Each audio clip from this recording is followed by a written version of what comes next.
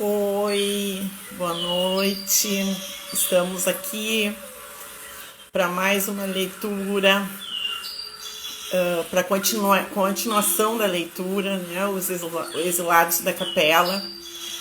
Agora aguardando a chegada da Denise. Tem sido bem emocionante reler esse livro e buscar mais informações a respeito desse momento da nossa evolução como humanidade, né? E da evolução do planeta também.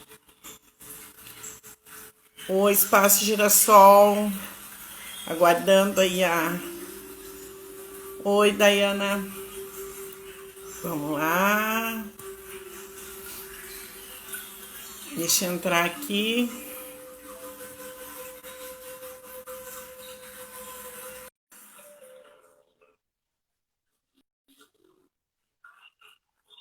A Denise entrando. Boa Oi, noite. Bia, E tudo aí, bom? Como é que tudo, tá? tudo. Eu tenho esquecido de pegar o fone de ouvido, mas acho que tem saído tudo bem, né? Ah, acho que não faz muita diferença. É, não deve estar fazendo. Deixa eu baixar um pouquinho. Estou aqui com uma musiquinha xamã no fundo. Baixar um pouquinho o som. Oi, Andréia. Tudo bom? Ó, André, tô sem manta hoje. Sim, hoje está calor, né? Eu estava aqui, eu abri aqui, fiz a Oi, Daisy. Estava comentando aqui antes de tu entrar sobre a questão da leitura do livro, né? Que tem sido, oi, Marcos, tem sido bom reler esse livro, né? Uhum, E o que está me fazendo ir buscar mais informações, né? A Andrea tem me mandado uns vídeos a uhum, respeito, né, do livro psicografado pelo Chico, do Emmanuel, né? Eu nunca sei se é Caminhos de Luz, Caminhos da Luz, enfim. E também ela me mandou um vídeo a respeito de um palestrante falando de Atlântida, que foi muito, muito interessante, né? Então a cabeça da gente fica fervilhando com tudo isso, né? uhum. Somente diante desse momento que nós estamos vivendo. A gente está no capítulo 10, né, Denise? Sim, e uma coisa que as coisas estão fechando assim, né, de uma maneira muito clara e muito rápida, né? Olha, é Caminho da Luz o nome do livro. Tá. E é muito interessante isso, assim, como as coisas estão se fechando e são coincidências que não existem, né? Uhum. Várias pessoas falando a mesma linguagem essa semana. Ontem a gente falou alguma coisa sobre, não lembro o que foi que se falou sobre o universo, sobre galáxia, e casualmente de tarde eu tinha lido um texto do Ashtar Sheran. Então as coisas vão se completando, se complementando, né? E eu acho que é sempre uma prova de que a gente está no caminho certo. Sim. Sim, eu não sei, o que eu sinto é que, como é que eu vou te dizer? E eu refiz um curso de florais esse final de semana que eu ganhei, né? E, Uhum, e os florais eu já tinha comentado sobre isso, que eu tinha lido, e a Marga fala sobre Gurudas, que é um livro psicografado, Gurudas que dá, né? Então, eu lembro de já ter lido alguma coisa a respeito, e ele fala do surgimento dos florais lá em Lemúria, que Lemúria antecede Atlântida, né? uhum, aham, E aí, diante de todos esses processos, dessas leituras que a gente tem feito, é como se eu realmente ficasse convicta de qual é a minha função nesse planeta, nesse momento, nessa encarnação. Né? É como se, Senhor, uhum, não resta mais dúvida, é essa a minha função, é isso que eu preciso fazer. E isso, uhum. oi, Cíntia, e isso é uma coisa muito boa, né? Oi, Andréia. Ela botou gurias, não sei se ela. Eu acho que tu tá me É, ouvindo. eu tô. Ah, Gurudas, isso, Gurudas. Gurudas. Sim, Gurudas na verdade, é uma pessoa, se eu não me engano, ele é argentino, ele psicografou, né? Ele psicografou, ele não é o Gurudas foi o espírito, no caso, que e diz que são vários livros, mas todos esgotados, né? E aqui a gente consegue na Vika só a parte que ele fala dos forais, né? Uhum. Oi, Iradi. Oi, Iradi. Então, sei lá, Denise, para mim está sendo tudo isso muito gratificante. Então, eu sou muito grata a Uhum. ti por estar junto comigo Aham. nessa caminhada. Aham. É o E a corretor. gente tá indo para o nosso caminho, né? Não sei se tu tem alguma É. coisa para acrescentar. Não, não, podemos começar. Podemos? Começo? Uhum. Posso começar? Pode, então vai. Então vamos lá. Tradições espirituais da descida, o capítulo 10. Nada existe que saibamos nos arquivos do conhecimento humano que nos dê desse fato remotíssimo e de tão visceral interesse a saber, o da miscigenação de raças pertencentes a orbes siderais diferentes. Revelação tão clara e transcendente como essa que nos vem pelos emissários da doutrina espírita. Tanto como consta em seus primeiros anúncios da codificação kardeciana e das comunicações subsequentes de espíritos autorizados, como agora desta narrativa impressionante de Emmanuel, que estamos a cada passo citando. Realmente, perlustrando os anais da história das ciências, das religiões e das filosofias, vemos-las lançadas de relatos enunciados e afirmativas emitidas por indivíduos inspirados que impulsionaram, impeliram o pensamento humano. Desde os albores do tempo e em todas as partes do mundo, conceitos, concepções que representam um colossal acervo de conhecimento de toda espécie e natureza. Mas em nenhum desses textos a cortina foi jamais levantada tão alto para deixar ver como esta humanidade se formou, no nascedouro, segundo as linhas espirituais da questão. O espírito humano, por isso mesmo, e por força dessa ignorância primária, foi se deixando desviar por alegorias, absorver e fascinar por dogmas inaceitáveis, teorias e idealizações de toda sorte. Muitas realmente não passando de fantasias extravagantes ou elucubrações cerebrais alucinadas. Aqui, Bia, com relação a isso, a maneira como nem sempre aquilo que era fantasioso, aquilo que era extravagante, realmente era com essa intenção ou com uma coisa como uma coisa desmedida, mas sim como a única forma que eles tinham de interpretar, né, e de passar aquilo. Porque isso a gente vê da maneira até como começou o kardecismo, quando foi preciso fazer aqueles espetáculos de mesas girantes para que todo mundo focasse, né? Então, Sim, acho que a maneira como era passado não significa que seja extravagante, talvez fosse a única maneira que eles conseguiam de expressar aquilo que nem eles entendiam, né? sim, sim, Todavia, neste particular que nos interessa agora, nem tudo se perdeu da realidade e buscando-se no fundo da trama, muitas vezes inextricável, e quase sempre alegórica dessas tradições milenárias. Descobrem-se aqui e ali filões reveladores das mais puras gemas que demonstram não só a autenticidade, como também a exatidão dos detalhes desses empolgantes acontecimentos históricos, que estão sendo trazidos à lume pelos mensageiros do Senhor nos dias que correm. Assim, compulsando-se à tradição religiosa dos hebreus, verifica-se que o livro apócrifo de Enoque diz, em certo trecho, capítulo 6, versículo 21, houve anjos chamados veladores que se deixaram cair do céu para amar as filhas da terra. E quando os anjos, os filhos do céu, as viram, por elas se apaixonaram e disseram entre si, vamos escolher esposas da raça dos homens e procriaremos filhos. Então seu chefe, Samiasa, lhes disse, talvez não tenhais coragem para efetivar esta resolução, e eu ficarei sozinho responsável pela vossa queda. Mas eles lhes responderam, juramos de não nos arrepender e de levar a efeito a nossa intenção. E foram 200 deles que desceram sobre a montanha de Armon. A partir de então, esta montanha foi denominada Armon, que quer dizer montanha do juramento. Desses consórcios nasceram gigantes que oprimiram os homens. Eis os nomes dos chefes desses anjos que desceram. Samiasa, que era o primeiro de todos, Uraque-Baramel, Azibel, Tamiel, Ramuel, Danel, Amarazaki, Asquil, Saracinial, Saracinial, Azael, Armer, Batraal, Anami, Zavelel, Samsivel, Ertrael, Turel, Jomiael e Arazial. Eles tomaram esposas com as quais viveram, ensinando-lhes a magia, os encantamentos e a divisão das raízes e das árvores. Amarazak ensinou todos os segredos dos encantamentos. Batraal foi o mestre dos que observam os astros.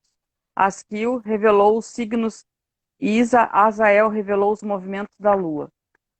Este livro de Enoque, anterior aos de Moisés, é também muito citado pelos exegetas da antiguidade e pelo apóstolo Judas. Pelo apóstolo Judas Tadeu em Epístola, versículo 1. E lá pôs testemunho deste acontecimento. Enoque no velho hebraico significa iniciado.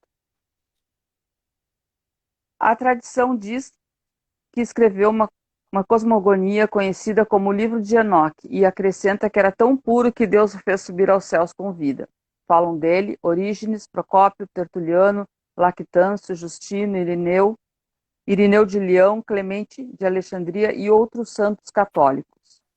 Aqui a gente vê bem a manifestação da mediunidade, né, nos santos católicos, né? Oi, Denise. Oi, Gabi. Oi, gurias. Aí. Sim. Os maniqueus o citavam a miúdo e Eusébio diz em sua obra intitulada Preparação da Criação no Espírito do Evangelho, que Moisés, no Egito, aprendeu com esse livro de Enoque. No século XVII, o explorador escocês Jaime Bruce descobriu um exemplar dele na Abissínia, mais tarde traduzido para o inglês pelo arcebispo Lawrence. Os etíopes, que são os medianitas da Bíblia, também dizem que Moisés abeberou-se neste livro, que lhe fora ofertado por seu sogro, o sacerdote Jetro, e que dele se valeu para escrever a Gênese. Denise, quer alguma coisa? Sim, esses anjos, no caso aqui, que são mencionados, né, por Enoque, na verdade seriam já capelinos, não sei se capelinos ou alguns outros. Eu acho até que mais evoluídos que capelinos. Será que não? Pois é, por isso que eu ia te perguntar, porque assim, nesse vídeo que eu vi, onde tem essa palestra que ele fala a respeito de Atlântida, né? Ele menciona que tinham os Atlantes, né? E que, e que eram sacerdotes, todas aquelas coisas, e que tudo transcorria muito bem. Até que um deles acaba cometendo um assassinato, testando as pesquisas. Então, aí eles descobrem que junto a eles já tem capelinos, né? E aí são explicados que os capelinos já estão ali para tentar evoluir, aí é que começa a degringolar tudo. Então, por isso eu mencionei aqui, porque eu tinha a ideia de que a Atlântida teria começado com os capelinos, e não, né? A Atlântida começa com os Atlantes, então os capelinos é que chegam e acabam destruindo ali o que tinha sido construído por eles, né? E sobre Lemúria não sei, mas eu também quero buscar a respeito de Lemúria, porque Lemúria antecede a Atlântida, né? Por isso eu te fiz essa pergunta. Eram territórios diferentes, né? Sim. Os Jubileus, outro livro muito antigo dos Hebreus, acrescenta que os veladores vieram à Terra para ensinar aos homens a vida perfeita, mas acabaram seduzidos pelas mulheres encarnadas. Sempre a mulher, ele já coloca, né? Sempre a mulher como sendo a culpada da destruição. Mas Denise, né? A Eva só pode ter pecado. Não tem.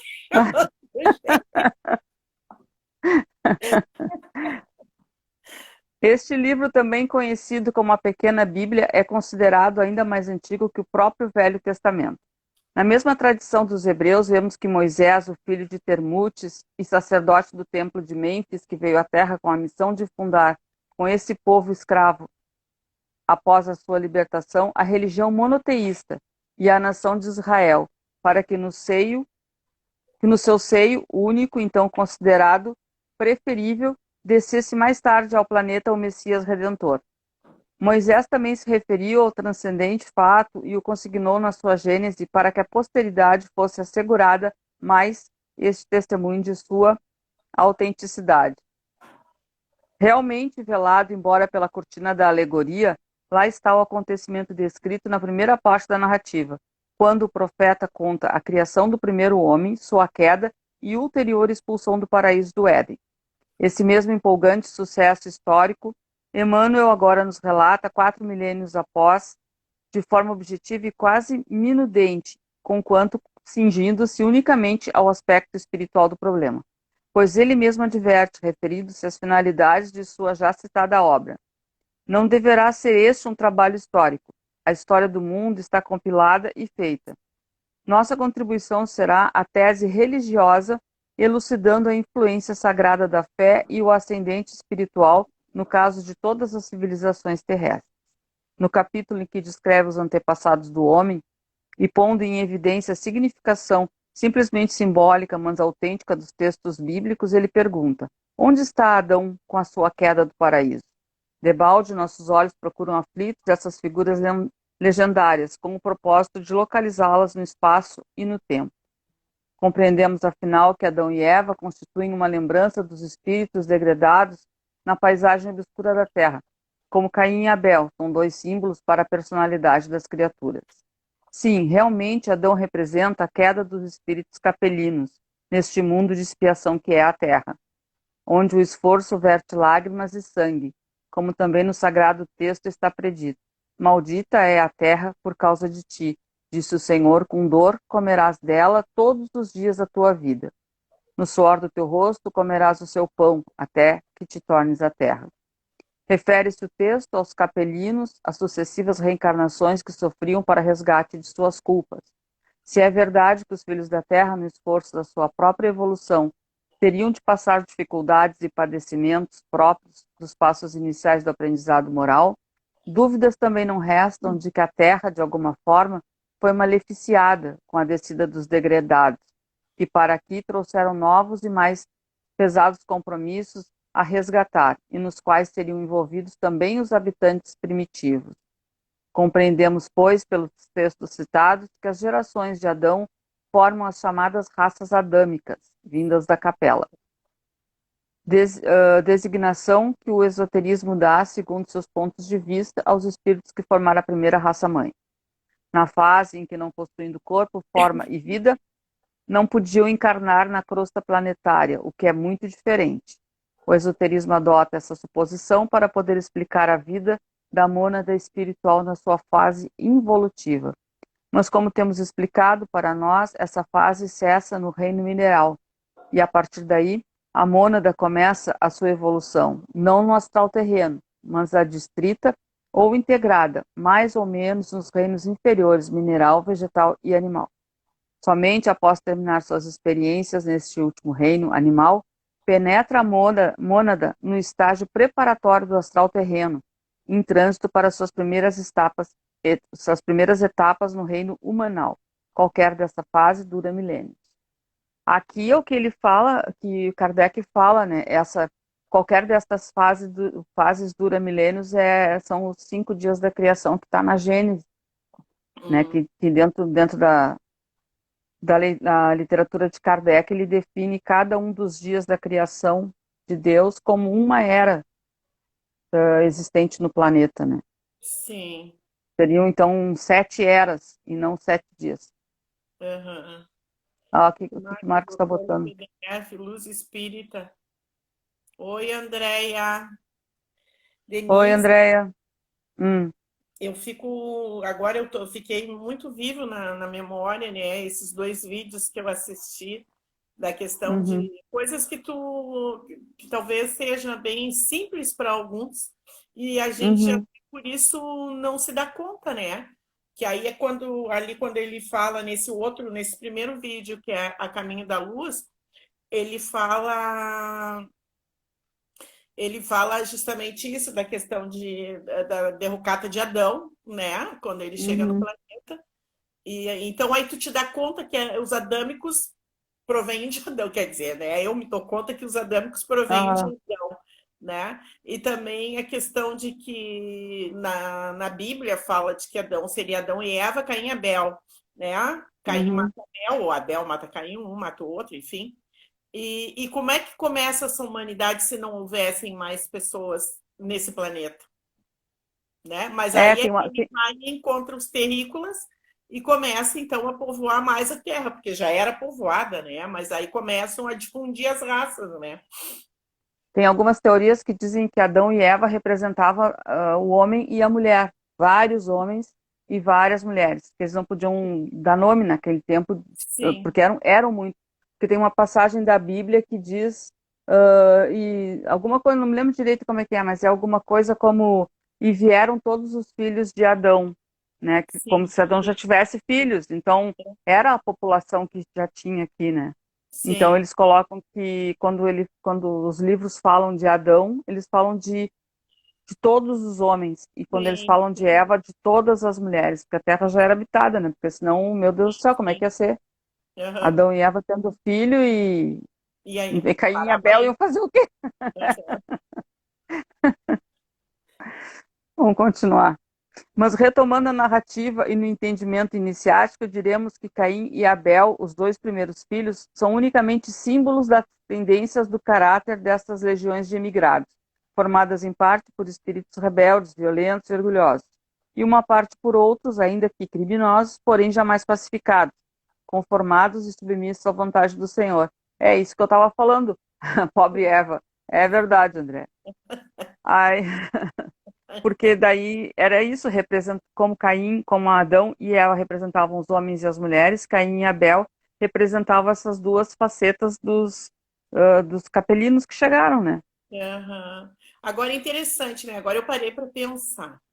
Se tu pensa em termos de mitologia, a mitologia do Adão e da Eva, né? Uhum. Então, diz que a Eva tentou o Adão, né, a comer a maçã. Né? Óbvio, a Eva tenta o Adão a ter conhecimento da sabedoria. A gente sabe várias representatividades em relação a isso, né? Mas por que a mulher, né? Mas daí, lógico, a mulher tem o ventre, a mulher A tem a mulher é inteligente, imaginação. né? Resolveu manipular, Sim. fazer um esquema, né? Aham.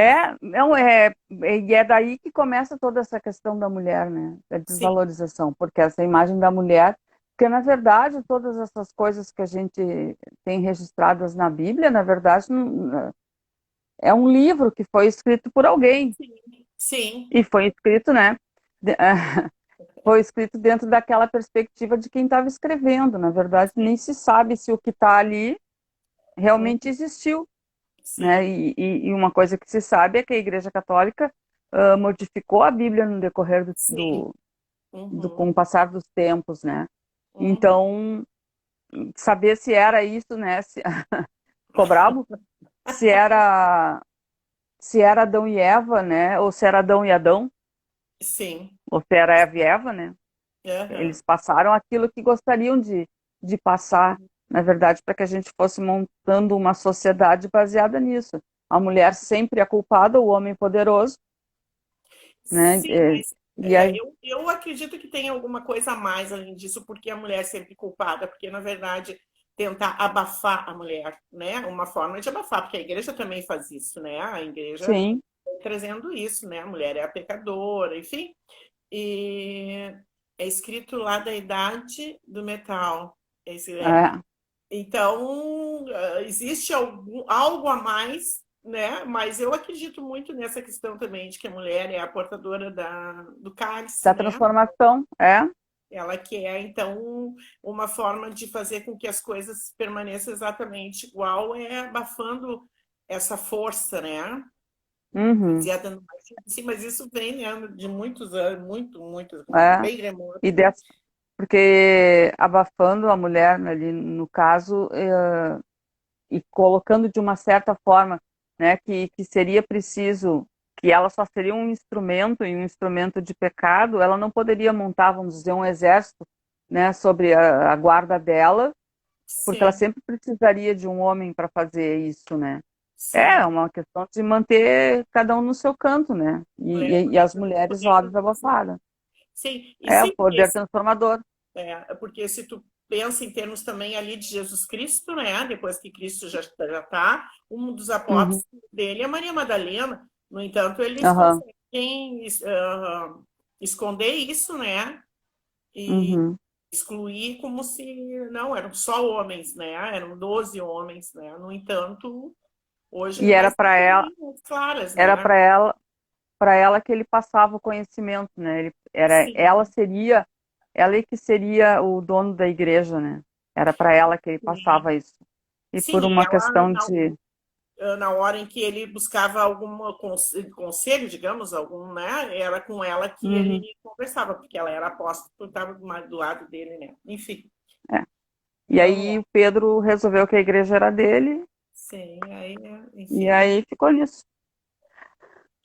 A corrente caínica mais numerosa foi que primeiro se encarnou, como já vimos entre os povos da terceira raça, que mais depressa e mais facilmente afinizou-se com os filhos da terra, os habitantes primitivos, vindo a formar sem contestação a massa predominante dos habitantes do planeta, naquela época e cujo caráter dominador e violento predomina até nossos dias em muitos povos. Uhum. Como conta Moisés, e saiu Caim da face do Senhor e habitou na terra de Nod, da banda do oriente do Éden. E conheceu Caim, sua mulher, e ela concebeu e gerou Enoque. E ele edificou uma cidade. É fácil de ver que se Caim e Abel realmente tivessem existido como filhos primeiros do primeiro casal humano, não teria Caim encontrado uma mulher, né? É isso aí, né? Como é que ele teria encontrado Sim. para com ela se casar, porque a terra seria então desabitada? É, pois, evidente que os capelinos, ao chegar, já encontraram um mundo habitado por outros homens. O texto significa que as primeiras legiões de exilados, saindo da presença do Senhor em capela, vieram à terra encarnando-se primeiramente no Oriente, mesclando-se com as mulheres dos povos aí existentes, gerando descendentes e edificando cidades. E dizendo, da banda do Oriente do Éden, confirma o conceito porque é suposição corrente que o Éden da Bíblia, se bem que alegórico, referia-se a uma região situada na Ásia Menor e o oriente desta região justamente fica para os lados da Lemúria e Ásia, onde habitavam os Hutas da terceira raça. E quanto aos exilados da corrente abélica, diz a Gênese na força do seu símbolo, que eles foram suprimidos logo no princípio, o que deixa entender que a sua permanência na Terra foi curta. Essa questão deles virem é aquilo que eu tinha te falado, deles virem mesclando, né? Eles iam Uhum. mesclando com as raças mais primitivas. Sim. Era uma experiência para tentar purificar, né? Uhum. Prosseguindo na enumeração das tradições referentes à descida dos exilados da capela, verificamos que os babilônios antigos, conforme inscrições cuneiformes descobertas pela ciência em escavações situadas em Cuniunique, povoação da antiga Caldeia, somente reconheciam como tendo existido à época do dilúvio duas raças de homens, sendo uma de pele escura, que denominavam os Adames negros, e outra de pele clara, que denominavam os Sarcos, ambos tendo por antepassados uma raça de deuses que desceram à terra, obedecendo a 7 chefes, cada um dos quais orientava e conduzia uma massa de homens. Acrescentavam essas inscrições que esses seres eram considerados prisioneiros da carne, deuses encarnados, e terminavam afirmando que foi assim que se formaram as 7 raças adâmicas primitivas. Na tradição dos hindus, na parte revelada do Ocidente por Madame Blavatsky, lê-se que, pelo meio da evolução da terceira raça-mãe, chamada a raça lemuriana, vieram à Terra esses pertencentes a uma outra cadeia planetária, muito mais avançada em sua evolução.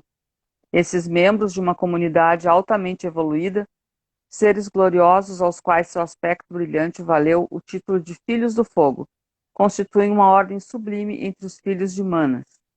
Eles tomaram sua habitação sobre a Terra como instrutores divinos da jovem humanidade. É bonita a história, né? Uhum. É Né? A gente bonito, começa a viajar. eu estou querendo saber mais a respeito agora da Lemúria, né? Porque eu lembro de ter lido já alguma coisa de Gurudas, né? Mas Uhum. eu fiquei fixa só na questão de que nesse momento se criam os florais, né? Surgem aí, porque não tinha corpo físico, porque começa primeiro no aspecto psíquico e depois ainda até chegar no aspecto físico. E até porque o que eu vejo agora, tanto na leitura, né, que a gente está refazendo, e da forma que a gente está refazendo, que é comentando, né, e tendo também refeito esse curso de florais, cada momento da nossa existência, isso cada vez comprova mais. A gente tem um outro tipo de compreensão, né? Uhum, É como se muitas portas já estivessem abertas e fica mais fácil o acesso àquilo que tu está trazendo de volta, né? Está uhum, revendo. E que coisa boa isso, né? Como é bom e como a gente vê a importância da caminhada, né? A aham. importância da caminhada. Que é ela que vai nos É, dando todo esse amparo, toda essa estrutura de compreensão, né? uhum. E nisso tudo o que a Sim, gente vem vendo também que a briga da mente com o nosso eu superior é que vem ocasionando todas as desestruturas, vamos dizer assim. Então, no momento em uhum, que tu faz essa entrega, tudo começa, parece, corre mais fácil, de forma mais é. simples e de mais fácil compreensão. É que eu acho que é o Quando eu li, discernimento, né? sim, e a compreensão, eu acho, de toda a estrutura. Quando eu li esse livro há 40 anos atrás, eu acho, 30 anos atrás, nem sei, mas para mim eram coisas absurdas. Isso aqui era um filme de ficção da sessão da tarde. Não podia conceber isso, né? Uhum. E com o passar do tempo, todas as coisas que a gente foi lendo, foi vendo, vivenciando, começa a se tornar muito mais palpável para a gente, né? Claro, Sim, por isso que sempre tem um momento de tu ler aquele livro. Não adianta tu querer sim. ler num outro momento, tu não vai ter essa compreensão, né? Eu Uhum. li e simplesmente fiquei chocada quando eu li, assim. Eu digo, meu Deus do céu, não vou chegar ao ano 2000, né? Sim, Mas hoje a gente vê que é muito mais tempo do que parecia, como era colocado, né? sim. E as mitologias e as lendas da pré-história? Não se referem elas a uma idade de ouro que a humanidade viveu nos seus primeiros tempos em plena felicidade? E, e a deuses, semideuses e heróis dessa época que realizaram grandes feitos e em seguida desapareceram? Ora, como sabemos que a vida dos primeiros homens foi cheia de desconforto, temor e miséria, bem se pode então compreender que essa idade do ouro foi vivida fora da Terra, por uma humanidade mais feliz, e que não passa de uma reminiscência que os exilados conservaram da vida espiritual superior que viveram no paraíso da Capela. Desperdiçaram, né, o planeta assim como a gente está fazendo, né?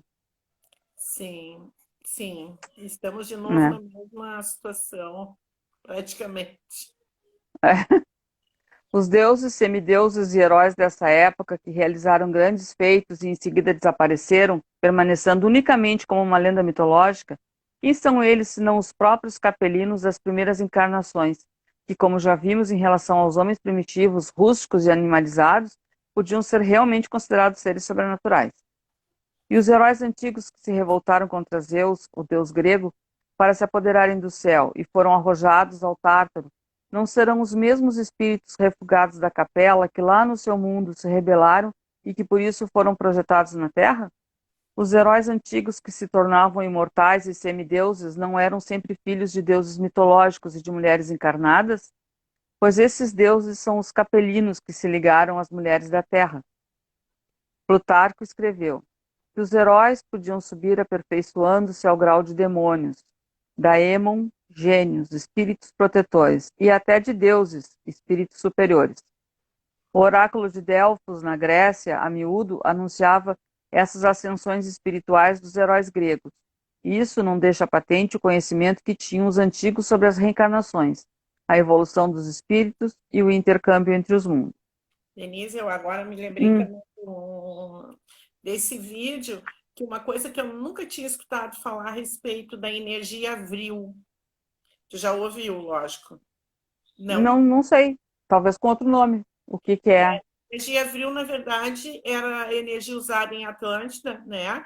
E que ninguém mais, os sacerdotes, né, que estavam lá, porque quando a Atlântida está afundando, eles conseguem tirar 12 barcos, dentro deles 50 adolescentes. São os que se salvam. Uhum, Eles poderiam se salvar, mas eles ficam até o final, né?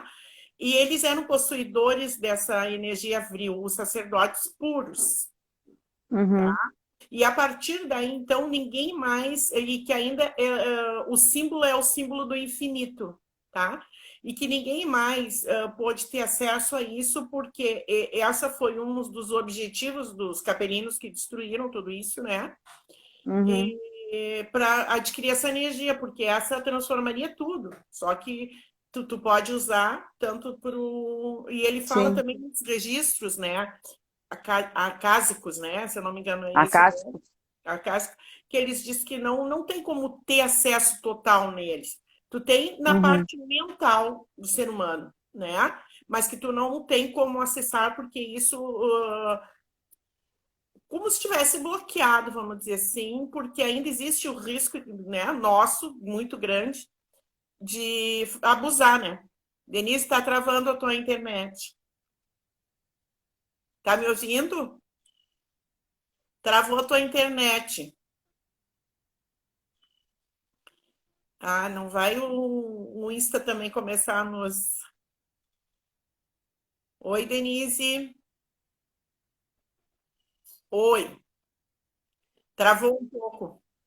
É. O que o Marcos disse? Eu acredito que Tesla teve um pequeno vislumbre. Quem é o Tesla, Marcos, Tu acha dessa que... energia?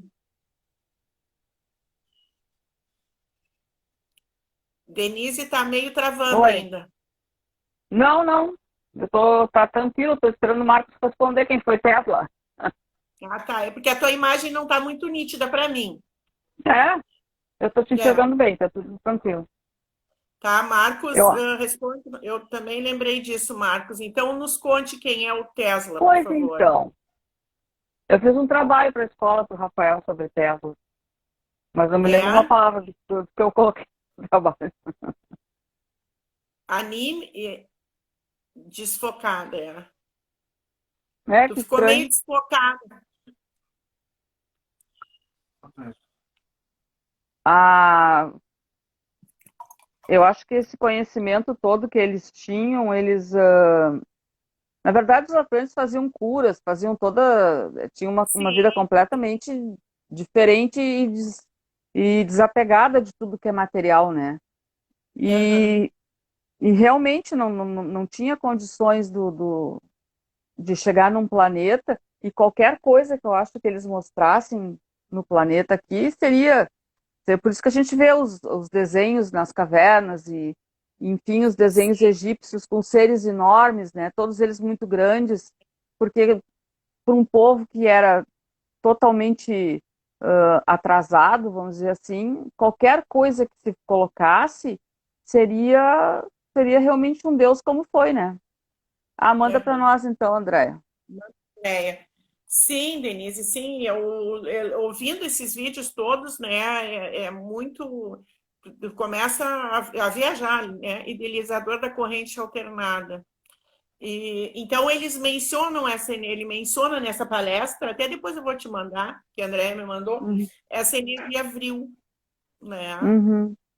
E é óbvio, a gente está no mesmo caminho em que a Atlântida foi destruída, e não sei Lemúria, não sei o que acontece com Lemúria, né? Mas em Atlântida é bem perceptível isso, né? Que a gente está bem na mesma caminhada, né? Só Uhum. espero que ele não desapareça, que nem diz que existem pirâmides, né? Tudo isso falava que existia uma energia no universo que, quando fosse, revolucionaria a humanidade. Ah, então seria essa energia que eles tinham desse poder maior, né? Uhum. Quer continuar, Denise? Vamos lá. Onde é que nós estávamos? Uma lenda dos índios Paiute, da América do Norte. Ah, tá.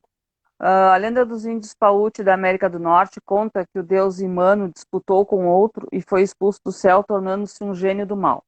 Lendas mexicanas falam de um deus, o Sota, que se rebelou contra o ente supremo e foi arrojado à terra, como também os gênios gigantescos, os Quinanos, que tentaram apoderar-se do universo e foram eliminados. Finalmente, uma lenda asteca conta que houve um tempo em que os deuses andavam pelas terras, que esta era, nessa época, um magnífico horto pleno de flores e frutos. Tudo isso, porventura, não são alusões evidentes e claras à descida dos capelinos e suas encarnações na Terra? O velho livro aquele, né, eram os deuses astronautas. Era Sim, isso, né? Talvez sim, os capelinos aham, vieram do espaço, né? sim, Como bem se pode então ver, as tradições orientais de outros povos antigos, inclusive dos hebreus, guardam notícias dos acontecimentos que estamos narrando, e em várias outras fontes do pensamento religioso dos antigos. Poderíamos buscar novas confirmações se não devêssemos, como é do nosso intento, nos restringir às da origem espírita, por serem as mais simples e acessíveis à massa comum dos leitores. E também porque este nosso trabalho não deve ter aspecto de obra de erudição, enredando-se em complexidades e mistérios de caráter religioso ou filosófico, mas simplesmente de crença em revelações espirituais provindas de espíritos autorizados, responsáveis pelo esclarecimento das mentes humanas neste século de libertação espiritual. Como remate dessas tradições, citamos agora a obra de Hilarion do Monte Nebo Membro, Hilarion do Monte Nebo, membro categorizado da Fraternidade Essênia, contemporâneo e amigo de Jesus, investigador da pré-história, com revelações conhecidas por Moisés, anteriormente, segundo as quais sobreviventes do segundo afundamento da... tem mais isso, a Atlântida afundou 2 vezes, né? sim, Sobreviventes do segundo afundamento da Atlântida aportaram à costa do Mediterrâneo, a nordeste nas faldas de uma cordilheira, onde formaram um pequeno aglomerado de colonização, no qual nasceu uma criança que deram o nome de Abel. Só uma curiosidade agora aqui. é, Hilarion aqui é o mestre Hilarion, né? hum, E que é o mestre do Raio Verde. E sempre que quando eu dava uma aula ou fazia alguma apresentação, eu sempre pedia para ele, porque ele é também do estudo da clareza que a gente que precisa para estudar. E aham, hoje, antes de começar, eu fiz uma oração para ele. Eu sim, pedi para ele estar junto comigo, para a gente poder, né, é, para levar alguma coisa de positivo para as pessoas. E agora ele é citado aqui. uhum, aham, Mais uma coincidência. sim, Aquela região pertencia ao reino de Etea, futura Fenícia, governada pela Confederação Cóbida, fraternidade de orientação sócio-espiritualista que exercia incontestada hegemonia sobre grande parte do mundo então conhecido, e cuja sede fora transferida de Nengadá, no delta do Nilo, para um ponto entre os rios Eufrates e Tigre, na Mesopotâmia, e cujo nome era La Paz. Transferido para La Paz, o jovem assimilou os conhecimentos científicos e religiosos da época, destacando-se pelas excepcionais virtudes morais e inteligência que possuía, as quais lhes permitiram ascender à direção geral desta fraternidade, prestando relevantes serviços e sacrificando-se, por fim, em benefício da paz dos povos que governava, ameaçada por um pretendente rebelde de nome Caim. Abel, pelas suas virtudes e seu sacrifício, foi considerado um verdadeiro missionário divino, sexto da série entre Krishna, o quinto, e Moisés, o sétimo, antecessores de Buda e de Jesus. Seja como for, qualquer das tradições aqui citadas indica o encadeamento natural e lógico dos fatos das civilizações sequentes e desfaz o mito de Adão, primeiro homem do qual Deus retirou uma costela para lhe dar uma companheira, quando a própria Bíblia relata que nesse tempo havia outras mulheres no mundo, com uma das quais, aliás, o próprio Caim fugiu para se casar. Moisés, que conhecia a verdade, estabeleceu este mito, a ignorância e a imaturidade espiritual do povo que salvara da escravidão no Egito, com o qual deveria formar uma nação monoteísta. São também absurdas e inaceitáveis as referências bíblicas sobre um Moisés sanguinário e contraditório, versão esta que, como se pode facilmente perceber, convinha à dominação religiosa do povo hebreu pelo clero do seu tempo. Esta fraternidade cóbida formou uma civilização avançada do ponto de vista espiritual, mas com a morte de Abel, degenerou-se na instituição dos faraós arquipoderosos do Egito, dominadores e déspotas, que a seu tempo também degeneraram. O poder corrompe sempre, é verdade, triste, né? né? Triste. até lá nos primórdios da história, né? sim, O mesmo ocorreu com os Flâmines da Índia, sacerdotes de Krishna. Com a morte desse missionário, continuaram a influir no meio ambiente, mas degenerando no sentido religioso, concorreram a formar o regime de castas e poderes fracionados que até hoje existem. É regra já afirmada pela experiência que, após realizar a finalidade espiritual a que se propuseram, as organizações iniciáticas redentoras deveriam encerrar suas atividades, como fizeram os essênios na Palestina. Após a morte de Jesus, não deveriam fundir-se com a sociedade que decorrer de suas atividades missionárias, porque não poderão conservar sua pureza e elevada condição. Como era forte a influência desse povo que habitava a terra, né? E uhum, até, a princípio, o cara que teria mais poder, que seria um mestre ali, ele poderia e deveria ter controlado, mas prefere ir embora do que ficar para se corromper, né? sim, Para é se verdade. perpetuarem, teriam de aliar-se à nova ordem de coisas, quase sempre com base na força, passando por cima das leis espirituais do amor universal que vieram estabelecer na Terra. Era contraditório a tudo aquilo que eles acreditavam e aos propósitos que eles tinham quando vieram para a Terra, né? Sim. Pois é, eu fico ouvindo só a respeito de Atlântida, eu fico pensando, né, o momento em que a humanidade, como é difícil tu vislumbrar algo que tu nunca vivenciou, né? E que Uhum. tu não consegue, porque até parece monótono, né? A gente é tão habituado dentro desse tumulto, né? Que tu ficar imaginando as coisas todas corretas, sendo corretas, como é que é a vida, Aham. entendeu? Aham. Porque não tem como tu imaginar ela, né?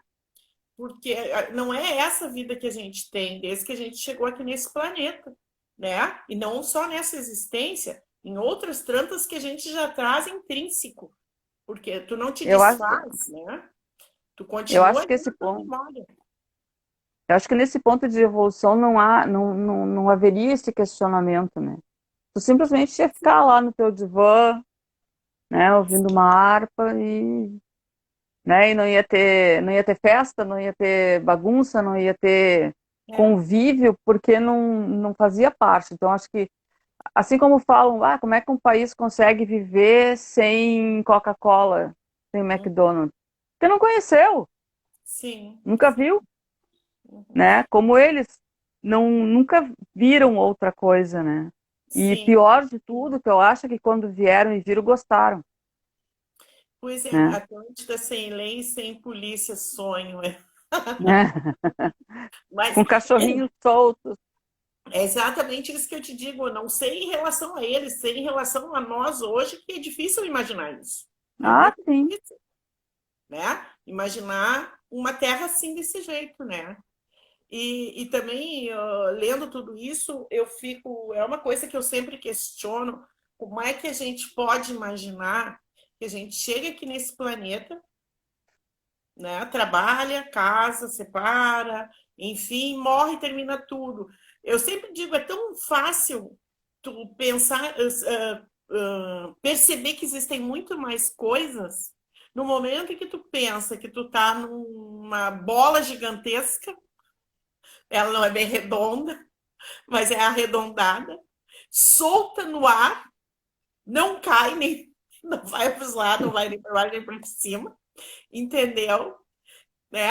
Todas essas estrelas, tudo isso, e aí tu morre, pronto, terminou tudo, o outro vem aqui só faz, não, né? Eu digo, como é que eu acho que é tão fácil, lógico, né? Isso eu tô sendo até, sei lá, acho que é arrogante, dizendo que é tão fácil, mas é só parar e pensar, né? Só parar e pensar. É, que eu acho que a Aonde a gente gente está, entende. né? Aonde a A gente gente, está. a gente entende que o nosso mundo é aqui, né? Mas o nosso mundo não é aqui. O nosso mundo é no plano astral. A gente está aqui visitando, né? Na verdade, todo o nosso referencial, tudo o que a gente tem, o que a gente vê, é do plano astral. É isso que faz parte de nós, né? Aqui a gente está de passagem simplesmente e porque precisa, eu acho que também conhecer certas coisas, né? Tem a teoria kardecista que diz que todo espírito nasce puro, né? E aí pergunta, mas por que então ter que conviver com isso, né? Por Uhum. que ser jogado num planeta? Tipo assim, eu já sou pura, por que que eu vou me poluir para depois ter que me purificar de novo, né? E eu acho que a explicação tá em tu vivenciar tudo isso para saber o que te serve. E aí vai entrar a questão do livre-arbítrio. Tu pode vir para cá, pro planeta pura, e continuar pura e sair daqui pura, mas tu tem o livre-arbítrio para tentar escolher e ver as coisas que tu não precisa, mas tu quer. Denise, eu não consigo visualizar isso da gente nascer puro, né? A gente traz uma bagagem para resolver. A gente vem 500 vezes aqui nesse planeta, deve gostar muito daqui, né? É incrível, né? Eu também ouvindo e lendo algumas coisas ali, o Trigueirinho, que ele diz que a gente já Uhum, encarnou mais de 400 vezes. Então, tu uhum. pensa que é gostar desse lugar aqui, né? Vai e volta, Ah, vai e volta. E sempre e con- adquire algum, entre aspas, karma para poder voltar, né? Então, já deixa a passagem ali. Não, já vou fazer isso para já Aham, de volta, né? Para retornar. Então, né? E sendo que sim, daí sim a gente pode se purificar, que é o que diz o mito da caverna, né? Que a gente uhum, vendo as sombras, e é só se voltar para a porta de entrada, olhar a luz e ir embora, né? Ir para outra etapa. Mas a gente fica preso aqui. Lógico, por isso eu digo, eu não acredito nesse. Esse é o nosso objetivo, né? Optou pelo bem. Nós não, no livre-arbítrio. Pois é. Então eu acredito que é isso. A gente vem resolver alguma coisa e ter a opção de se tornar puro, né? uhum, Voltar para essa pureza que, ao meu modo de ver, é na simplicidade, né? Mas daí a gente se enche de ilusões, de tudo que enche os olhos, de tudo que nos traz satisfação, que é momentânea, e fica preso e continua preso, né? Eu, pelo menos, vejo uhum. dessa forma, né, Denise? Mas, enfim. Não, na verdade, ele vai, o mundo, o universo, ou Deus, ou seja lá como queira chamar, vai te dando situações, vai te dando possibilidades, né? Uhum. Claro, baseado em todas as outras vidas que a gente tem, a gente faz as opções, né? Pegou a mesma mala pesada, tu não aprendeu nada na passada, porque senão tu teria passado reto por ela, né? Então tu pega Sim. essa mala, carrega mais uma vida, chega lá no final, entrega a mala, diz na próxima eu não vou fazer a mesma coisa. Uhum. Aí tu volta e te depara com todas as situações de Sim. provação, né? De testes para Sim. que tu vai pegar a mala ou não vai. Aí tu vai lá, pega a mala de novo, né? Sim. E cada vez que tu pega, essa mala tem um pouquinho mais de peso, né? Porque tu passa a adquirir responsabilidade. Se Sim, tu tem responsabilidade, já tem o conhecimento, tu não deveria pegar a mala, mas tu com insiste em certeza. pegar. Então tu carrega mais um pouquinho de peso, né? E assim tu vai até que tu. Eu acho que a purificação mesmo não é nesse planeta que a gente vai conseguir. Eu acho que a É, gente vai até um ponto X, e quando tu chegar nesse ponto, tu vai para um outro planeta, né? Onde vão ter as tuas frequências para tu continuar o teu desenvolvimento, né? Que daí sim, quando tu chegasse ao, ao nível máximo, né? Pois é, André, e a gente vai e volta e não cansa, né? é, é. Bom, enfim, né? Não dá para pensar muito nesse sentido, a não ser fazer as coisas que é que, como eu disse, como eu digo, né? A gente vai se descobrindo a nossa real função, e se a gente Uhum, consegue ingressar nela e realizar ela, ótimo, né? E se tu tá bem, se tu te sente bem diante das coisas que começam a prosperar na tua vida, a te trazer, né, um resultado uhum, que eu costumo dizer que é aquela sensação que não tem dinheiro no mundo que pague, né, porque ela é muito uhum, além disso, né, é muito além, não tem dinheiro realmente, não existe um valor monetário, o valor é outro, né? uhum, Então, mas eu vejo a gente caminhando para esse momento, dividindo. Quando começou a pandemia, eu tive a nítida sensação de divisão de joio e trigo, né? Eu não vivi isso antes, Denise, ou se vivi, não lembro, tá? E eu comecei a perceber isso, porque se tornaram muito claras os objetivos de cada um de nós. Aquilo que realmente Uhum. acredita veio à tona e começa a colocar em prática, né? As pessoas realmente se mostraram como são, se mostram como são, elas não conseguem mais esconder, né? Se meu objetivo é monetário, nesse momento ele ficou bem claro, porque Uhum. muitas pessoas aproveitaram esse momento, percebendo que é um momento que dá para ganhar dinheiro, né?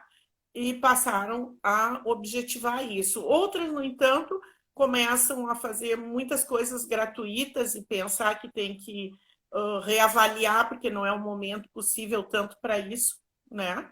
E pensar que tem muitas pessoas que estão desempregadas, né? Estão passando mais trabalho. Então, ficou bem dividido para mim isso. Ficou bem claro, Uhum. né? Não é uma crítica, é uma constatação. Não é que o outro esteja errado e o outro certo, não. Mas é uma constatação, né? Até eu Uhum. escrevi sobre isso, né? Sobre a questão de doar. Que existem aqueles que doam e que nem comentam, e aqueles que doam com uma forma de trazer mais clientes pro seu campo comercial, né? Uhum. Então, aproveitam esse momento com esse objetivo, principalmente porque a gente passou a ter mais acesso, né, a Uhum. sociais, que é o que ficou em evidência nesse momento. Mas é o que eu te digo, não é uma questão de erro ou acerto, é simplesmente divisão de joio e Uma trigo. questão de opção, né? É uma É, questão de opção.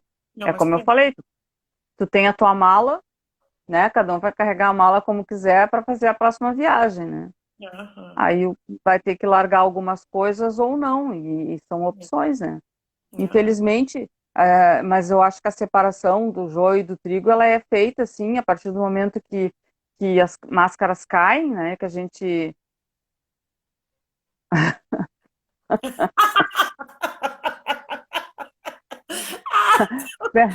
Olha, olha, tá separando o joio do trigo. Cuidado.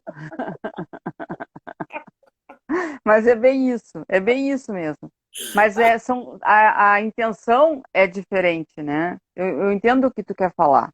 A gente está num momento em que tem dois caminhos para seguir, né? E não é só com relação ao financeiro, é com relação também à amorosidade, é com relação à sinceridade, né? Com relação ao amor, tudo que tu via que as pessoas faziam, porque também é um comércio o amor.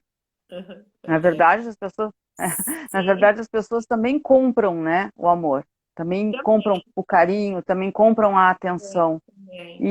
E tu consegue perceber essa separação dentro de tudo que está acontecendo, óbvio, a gente está tendo muito tempo para pensar, Sim, porque né? tu disse assim, ó, tu colocou ali na nossa leitura, nem sei quanto tempo a gente anda aí, Denise. Não sei que horas são. Falta 2 minutos.